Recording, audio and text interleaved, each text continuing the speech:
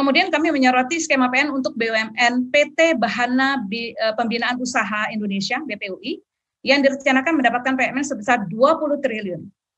BPUI akan menjadi holding perusahaan asuransi dan penjaminan milik BUMN yang kemudian berubah menjadi Indonesia Financial Group (IFG). Kami menilai skema pemberian PMN untuk BUI adalah skema financial engineering yang menyebabkan rakyat dan negara menanggung beban berat dari skandal Jiwasraya. Skandal Jiwasraya merupakan korupsi dan kejahatan terorganisir, organized crime, yang dilakukan oleh sekelompok orang sehingga menyebabkan perusahaan mengalami kerugian besar. Pemberian PMN kepada BPUI jelas merupakan skema untuk menanggung beban skandal Jiwasraya yang ingin dilakukan oleh pemerintah dengan menggunakan uang rakyat atau APBN. Sangat tidak adil memberikan PMN dari uang keringat rakyat kepada perusahaan yang dirampok oleh sekelompok orang secara terstruktur.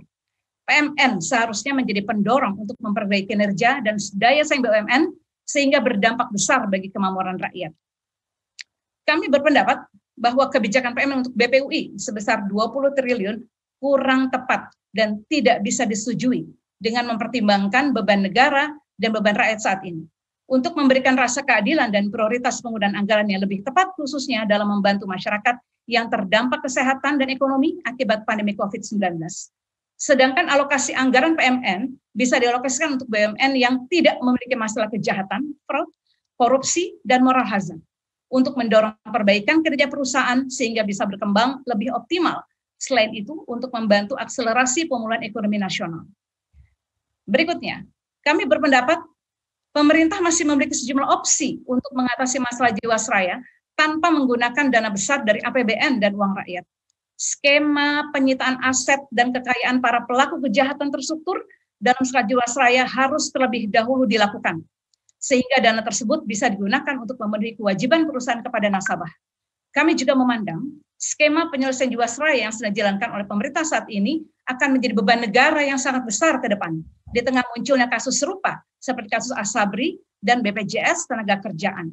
Pemerintah juga masih memiliki opsi untuk mengelola dan membuat skala prioritas pembayaran kewajiban untuk nasabah tradisional yang jatuh tempo dengan perkiraan nilai sekitar 500 miliar sampai dengan 1 triliun, serta melakukan restrukturisasi untuk nasabah JS Saving Plan.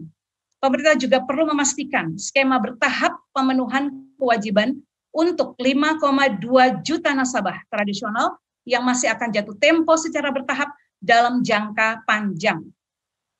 Kami juga berpendapat pemerintah perlu melakukan due diligence kepada seluruh perusahaan BUMN asuransi seperti Asabri dan BPJS Tenagakerjaan, sehingga pemerintah bisa melakukan deteksi dini terhadap adanya unsur fraud, korupsi, dan moral hazard. Dengan demikian, pemerintah punya kesempatan untuk segera mengambil kebijakan untuk memperbaiki dan mereformasi perusahaan secara dini. Kami menolak kebijakan PMN untuk BPUI sebesar 20 triliun dan mendorong pemerintah untuk mengembangkan skema alternatif untuk pemenuhan kewajiban bagi 5,2 juta nasabah tradisional Jiwasraya yang masih akan jatuh tempo secara bertahap dalam jangka panjang.